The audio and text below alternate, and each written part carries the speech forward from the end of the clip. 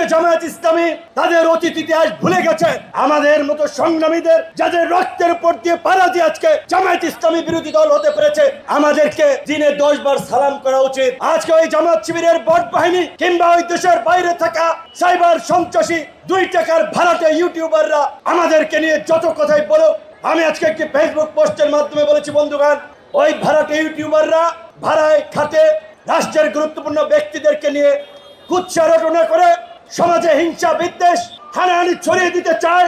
আপনারা ওদের এই সমস্ত ভিডিওতে লাইক কমেন্ট ও রিয়াকশনও করবেন না, এদের কোনো গুরুত্ব থাকবে না। কারণ আমরা যদি এদেরকে গুরুত্ব দেই, এরা গুরুত্ব পাবে। কিন্তু আমার দুঃখ হয়, আমার কষ্ট লাগে, আজকে জামায়াত ইসলামী তাদের অতীত ইতিহাস ভুলে গেছে। যেখানে তারা প্রকাশ্যে পরিচয় নিয়ে ঘুরতে পারতো না, আজকে তারা এই যাত্রাবাড়ি আসনের এমপি হয়েছে, ঢাকাতে প্রায় 5-7 জন এমপি হয়েছে, কিন্তু তারা আল্লাহর কাছে শুকরিয়া আদায় করে না। আজকে তারা আমাদের মতো সংগ্রামীদের যাদের রক্তের উপর দিয়ে পাড়া দিয়ে আজকে জামায়াত ইসলামী বিরোধী দল হতে পেরেছে। ঢাকা বিশ্ববিদ্যালয়ে যে ইসলামী ছাত্র শিবির নিষিদ্ধ ছিল, সেই ছাত্র শিবির আজকে ছাত্র প্রতিনিধি নির্বাচিত হতে পেরেছে। এর জন্য তাদেরকে আমি মনে করি আমাদেরকে দিনে 10 বার সালাম করা উচিত।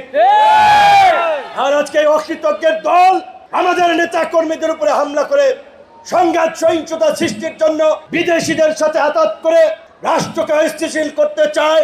আপনারা শুনেছেন, তারা বিদ্যুৎ জ্বালানির নামে বিভিন্ন ধরনের ইস্যুতে হঠকারী কর্মসূচি দিয়ে জনগণকে বিভ্রান্ত করছে। আমরা ওই এমপি মন্ত্রী হওয়ার জন্য লালায়িত নই। যদি লালায়িত থাকতাম, শেখ হাসিনার আমলে বিপি নূরকে ছাড়া বাংলাদেশের মানুষ চিনেছে। 28 বছর পর ঢাকা বিশ্ববিদ্যালয়ের ডাকসু নির্বাচনে বিপি নির্বাচিত হয়েছি।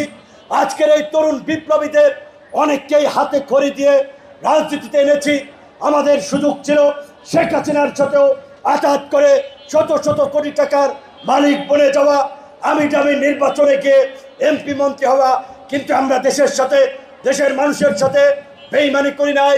কিন্তু আজকে ওই যে বলেছি, আমাদের চরিত্র হনন করার জন্য, আমাদের নিয়ে প্রোপাগান্ডা ছড়ানোর জন্য ওই জামাত শিবিরের অনলাইন বট বাহিনী থেকে শুরু করে তাদের ইউটিউবার, ওই দেশের বাইরে থাকা সাইবার সন্ত্রাসীরা, দুর্বৃত্তরা অপপ্রচার প্রোপাগান্ডা চালায়।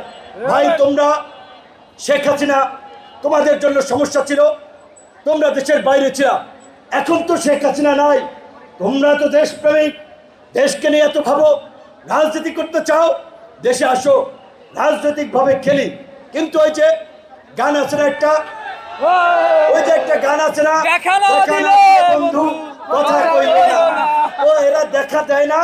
ফেসবুকে আপনার ওই মাছের মতো, মাছ যেমন অক্সিজেন নেওয়ার জন্য উপরে একটু কি বলে, বিভিন্ন ভাষায় বিভিন্নভাবে বলে, ফুটকুরি ছাড়ে, ওইভাবে তারা আজকে সমাজের গণ্যমান্য ব্যক্তিবর্গ এদেরকে নিয়ে নানান ধরনের অপপ্রচার এবং প্রোপাগান্ডা ছড়ায়।